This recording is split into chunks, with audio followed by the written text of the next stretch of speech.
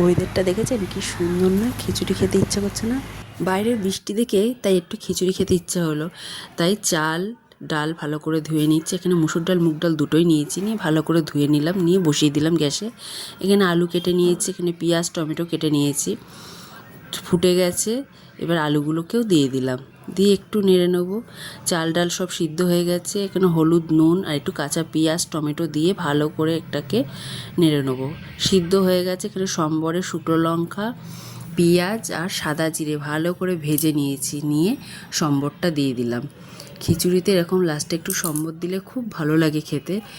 আর দেখো আমার খিচুড়ি রেডি হয়ে গেছে। আর এখানে আমি একটু ডিম ভেজে নিলাম। খিচুড়ির সাথে আবার একটু ডিম টিম না হলে ভালো লাগে না, তাই আমি একটু ডিমের অমলেট করে নিয়েছি। আর একটু বেগুনি করলাম, মেয়ের বায়না একটু বেগুনি করো, তাই বেগুনিও ভেজে নিলাম। কার কার এরকম খিচুড়ির সাথে ডিম ভাজা বেগুন ভাজা ভালো লাগে? আমার কিন্তু খুব ভালো লাগে। গরম গরম থালায় বেড়ে নিচ্ছি। এখানে কি সুন্দর দেখেছেন, কি ভাল লাগছে না এরকম খিচুড়ি খেতে? সঙ্গে বেগুনি আর ডিম ভাজাও নিয়ে নিয়েছি,